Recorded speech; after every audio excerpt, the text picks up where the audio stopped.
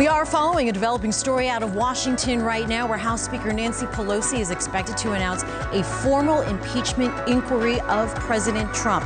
Thanks for joining us at 5. I'm Jane Monreal. That was a live look right now as crews get ready to set up for that press event on Capitol Hill. As soon as we see the House Speaker appear at the podium, she actually is walking up to the podium right now. Let's go ahead and go to that live event.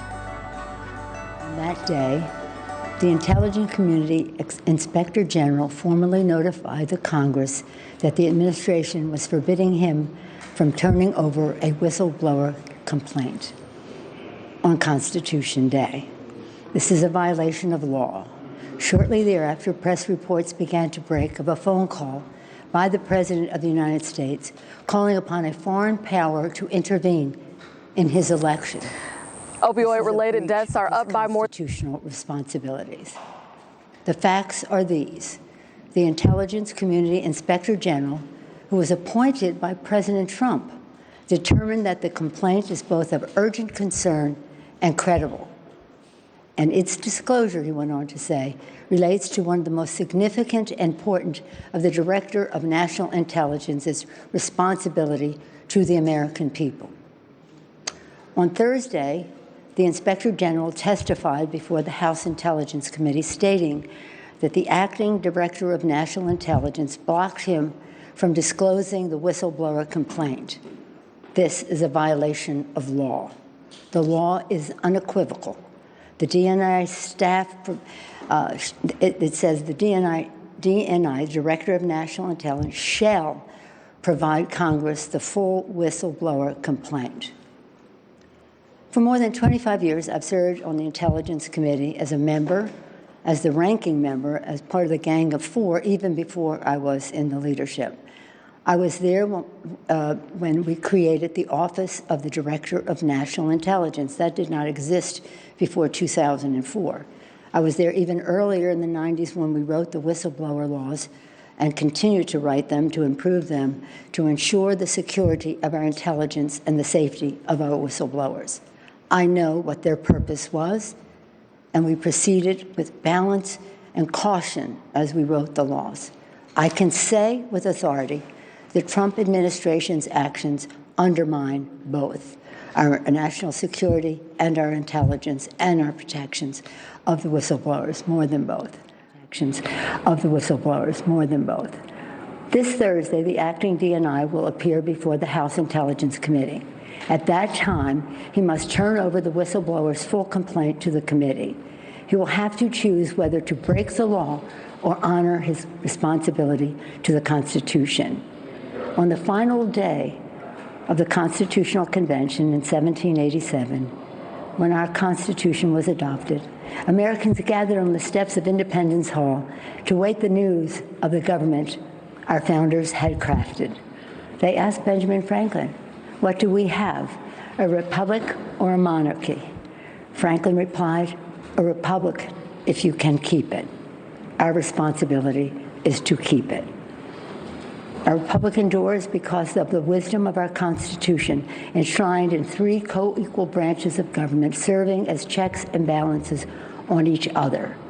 The actions taken to date by the President have seriously violated the Constitution, especially when the President says, Article 2 says I can do whatever I want. For the past several months, we have been investigating in our committees and litigating in the courts, so the House can gather all the relevant facts and consider whether to exercise its full Article 1 powers, including a constitutional power of the utmost gravity, approval of articles of impeachment. And this week, the President has admitted to asking the President of Ukraine to take actions which would benefit him politically. The actions of the Trump presidency revealed the dishonorable fact of the President's betrayal of his oath of office, betrayal of our national security, and betrayal of the integrity of our elections. Therefore, today, I'm announcing the House of Representatives moving forward with an official impeachment inquiry. I'm directing our 6 committees to proceed with their investigations under that umbrella of impeachment inquiry. The President must be held accountable. No one is above the law. Getting back to our founders, in the darkest days of the American Revolution, Thomas Paine wrote, "The times have found us. The times found them to fight for and establish our democracy. The times have found us today, not to place ourselves in the same category of greatness as our founders, but to place us in the urgency of protecting and defending our Constitution from all enemies, foreign and domestic." In the words of Ben Franklin, to keep our republic. I thank our Chairman Nadler, Chairman Nadler of Judiciary, Chairman Schiff of Intelligence, Chairman Engel of Foreign Affairs, Chairman Cummings of Oversight, and Chairman Cummings I've been in touch with constantly. He's a master of so much, but including inspectors general and whistleblowers. Congresswoman Richie Neal of the Ways and Means Committee, Congresswoman Maxine Waters of the Foreign Financial Services Committee. And I commend all of our members, our colleagues, for their thoughtful approach to all of this, for their careful statements.